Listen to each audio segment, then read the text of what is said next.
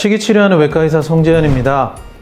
오늘 우리가 하고 싶은 얘기는 식이요법이 질병을 정말 치료할 수 있을까? 여기에 대해서 우리가 같이 이야기를 해보고자 합니다. 저희 병원에 오는 환자분들이 많이 물어보죠. 대학병원에서 진료받거나 다른 병원에서 진료받을 때 식이요법은 그냥 보존적인 치료일 뿐이지 식이요법이 치료가 될 수는 없다, 이렇게 얘기들을 많이 하셔요. 저도 당연히 그렇게 생각을 했었고요. 저희들이 대학병원에서 배우는 것이 그렇거든요. 탄수화물, 지방, 단백질을 먹고 온 다음에 이런 것이 어떻게 소화되고 어떤 영양소로 공급이 되고 이런 것들에서 몸이 어떻게 도움이 되냐 정도였지, 과연 이런 것들을 먹어서 정말 질병이 어떻게 치료가 되고 어떻게 좋아진다, 이런 것을 배운 적은 없습니다. 식이요법으로 뭔가를 치료한다는 것은 대중요법인 것 같고 병원에서 하는 방법이 아닌 것 같은 거죠. 자, 그러면은 식이요법을 질병을 치료할 때 있어서 효과들이 나타나는 질병들이 어떤 건지를 한번 알아볼까요? 그거는 바로 자가면역 질환들이에요. 현대의학에서 보면은 자가면역 질환은 원인이 없다고 얘기를 하죠. 그리고 나의 면역세포가 왜인지는 모르지만 내 몸을 공격한다고 해요. 또는 만성염증 질환들이에요. 몸에서 계속해서 염증이 발생하고 문제가 되지만 현대의학에서 원인을 잘 모르고 증후군이라든지 다른 명칭을 붙이고 있는 것들이 바로 식이요법으로 정말 치료가 잘 될 수 있는 질병이라고 생각하시면 됩니다. 이유는 뭘까요? 바로 요즘 유행하고 있고 방송에서도 많이 들으셨겠지만 장누수 증후군 때문에 그렇습니다. 저희들이 장누수 증후군이 있다고 많이 얘기했지만 이거는 아직까지 확실하게 밝혀지지 않은 거다라고 지금 현대의학에서는 얘기하고 있고요. 그 다음에 기능의학 선생님들만 하는 얘기다라고 아직까지 말은 나오곤 있습니다만, 처음에 시보라 그러죠. 이 시보는 뭐냐면은 소장에 박테리아가 많이 증가해서 염증을 일으키는 질병을 얘기합니다. 스몰 인테스틴이나 박테리안 오버그로스, 이런 표현이었죠. 이것도 저희들이 처음 얘기할 때는 기능의학이 한 것으로 치부했지만 지금은 이것은 정통의학에서도 확실히 있고 치료해야 되는 질병으로 생각을 하고 있습니다. 그럼 장누수 증후군에도 아마 그런 단계를 저는 밟아 나가지 않을까 생각합니다. 장누수 증후군이 그럼 뭐냐? 이거를 한번 알아볼 건데요.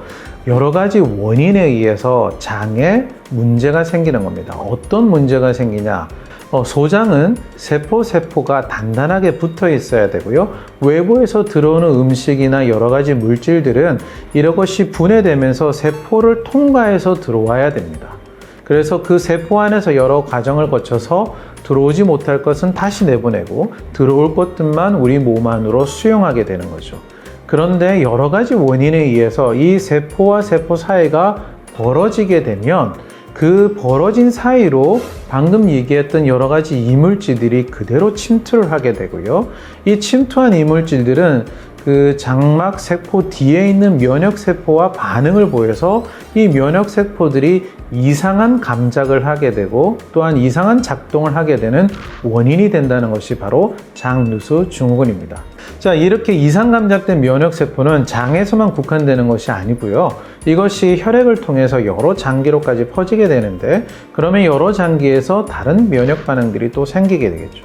이것이 바로 자가면역 질환이 발생하는 기전이라고 생각하시면 됩니다. 자, 그렇다면 왜 장 점막 세포들이 잘 붙어 있다가 이렇게 벌어지게 될까? 여러 가지 독소들이 장 점막 세포에 반응을 하게 되면 장 점막 세포에서 조눌린이라는 물질이 만들어지게 됩니다. 이 조눌린이라는 물질이 세포와 세포가 붙어 있는 곳에 가서 다시 반응을 하게 되는데 이때 벌어지는 기전이 발생을 한다고 합니다. 여러 가지 이유들이 있었지만 최근에는 이 조눌린이 장누수 증후군의 가장 중요한 인자라고 생각을 하고 있습니다. 이 조눌린도 혈관을 통해서 여러 가지 몸으로 퍼지게 됩니다. 그때 뇌로 가게 되면 뇌의 BBB라는 막을 자극을 하게 됩니다. 자, 여기 이 막은 혈관에서 뇌로 여러 가지 독성 물질들이 못 들어오게 1차 방어를 해주는 막으로 생각하시면 됩니다. 그런데 이 조눌린이 여기에 부착하면 뇌막 사이도 벌어지게 해서 뇌 안에까지 여러 독소가 들어갈 수 있게 만드는 거죠. 자, 그러면은 이런 장누수 증후군은 어떤 원인에 의해서 문제들이 될까요? 조눌린을 많이 분비하게 하는 물질은 도대체 뭘까요? 첫 번째로 뽑히는 것은 바로 밀에 들어있는 글루텐, 즉 글리아딘이라는 성분들입니다. 이것들이 부착했을 때 이런 장누수 증후군들이 유발이 될 수 있다고 하죠. 그 다음에 최근에 또 대두가 되는 것은 식물에 많이 들어있는 렉틴이라는 독소입니다. 이 독소들도 장에 여러 가지 문제를 일으킴으로 인해서 장누수 증후군을 유발할 수 있다고 얘기를 합니다. 그 다음에는 팝스라고 얘기할 수 있는데요. 이런 환경 독소, 환경 호르몬을 이야기할 수 있습니다. 대표적인 것이 제초제 같은 거죠.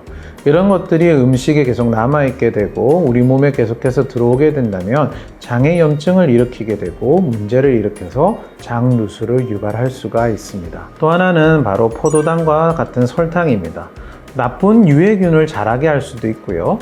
이런 설탕들이 들어가서 장에서 직접적인 염증 반응을 일으킬 수 있는데 그런 걸 당화작용이라고 그러죠. 글리케이션이라고도 표현하는데 이런 당화작용들이 일어나게 되면 염증이 주 원인이 됩니다. 대표적인 산물이 최종 당화산물이라고 합니다. 이런 것들이 염증을 일으키게 되고 이거 장누수 증후군의 하나의 원인으로 생각할 수도 있습니다. 우리가 많이 사용하는 항생제, 진통제, 소염제, 아스피린 이런 약들도 바로 소장에서 장누수 증후군을 일으킬 수 있는 주범이라고 생각을 하셔야 됩니다.